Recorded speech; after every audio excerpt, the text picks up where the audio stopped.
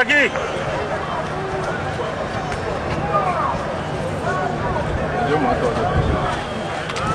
Tu mets ça.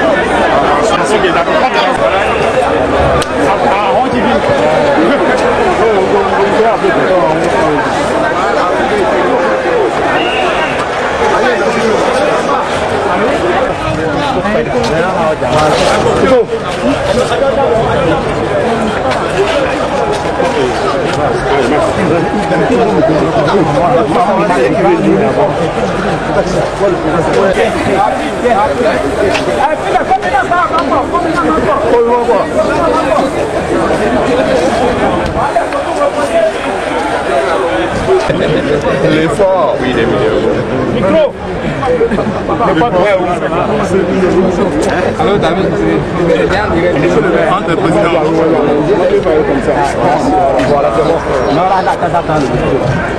Le micro. Laissez les micros seuls là.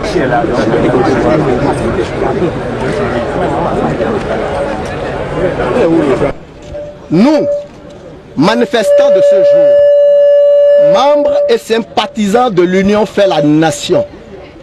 Nous, manifestants de ce jour, simples citoyens et sans voix, descendus par dizaines de milliers ce jour, lundi 12 octobre 2009, dans les rues de Porto Novo. Tenons, par la présente motion, à signifier au gouvernement et à son chef que le peuple a tout compris et que trop, c'est trop. Nous avons compris que le président Yayi Boni, qu'une majorité écrasante de Béninois a porté en triomphe en mars 2006, ne voulait pas du changement de nos conditions de vie et de travail. Nous avons tout compris. Yayi Boni ne voulait pas du changement de nos vies de citoyens. Il voulait changer ses propres conditions de vie. Les conditions de vie de certains de ses coreligionnaires, les conditions de vie de certains de ses frères et sœurs d'ethnie qui rampent à ses pieds. Dès son arrivée, il a voulu détruire, voire tuer tous les acteurs politiques, y compris ceux qui l'ont fait élire ou fabriquer de nouvelles têtes qu'il peut dominer facilement, commander facilement et soumettre à sa volonté de puissance. Dès son arrivée, il a voulu tout détruire.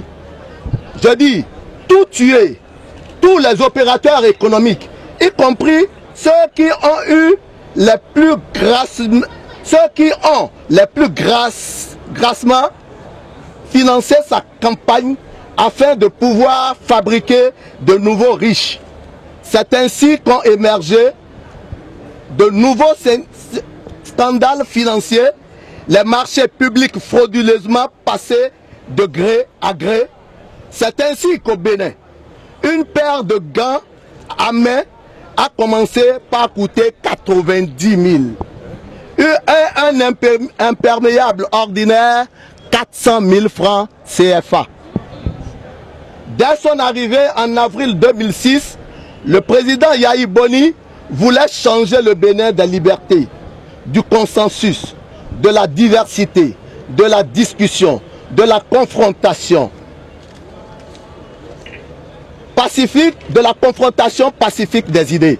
Il voulait changer ce Bénin séculaire en un Bénin d'idolâtres qui chante à sa gloire. Il voulait un Bénin de larbins, de quoi qui ne savent dire que oui maître. Un Bénin où tout le monde doit perdre la mémoire de tout ce que ce pays a été pour ne se ramener que pseudo-réalisation d'un nouveau messie nommé Yahi Boni. C'est ainsi qu'il a créé son FCBE, qu'il a introduit partout comme instrument de division et de haine. Partout où passe FCBE, la paix et la quiétude trépassent. Pour que tout le monde chante le nouveau Messie, il faut que sur toute l'étendue du territoire national, chaque conseiller local ou communal soit FCBE. Il faut que chaque maire soit FCBE. Il faut que chaque citoyen soit FCBE. Exactement comme dans les années 70 avec certains régimes de triste mémoire. Le président Yahi Boni nourrit le mauvais rêve d'un Bénin à genoux devant lui et dit instaurer l'autocratie. Si un maire n'est pas FCBE, cela donne l'urticaire à notre président Yahi Boni. Le maire de Dambo n'est pas FCBE. Il a osé se démarquer de l'hypocrisie. C'est cela sa faute. C'est pourquoi il a été jeté en prison. C'est pourquoi il a été maintenu en prison. C'est pourquoi il reste encore en prison. Le maire Yononfou de Dambo est un prisonnier d'opinion. C'est un prisonnier politique. Officiellement, on lui reproche d'avoir eu une posture ambiguë dans un dossier de 2 600 000 francs. Mais on laisse en liberté et sans inquiétude aucune des maires FCBE qui ont volé sans embâche des dizaines de millions de nos francs. Le parquet, sous l'ordre du ministère de la Justice, préfère ne pas poursuivre les repris de justice qui sont aujourd'hui ministres, préfets ou autres. Le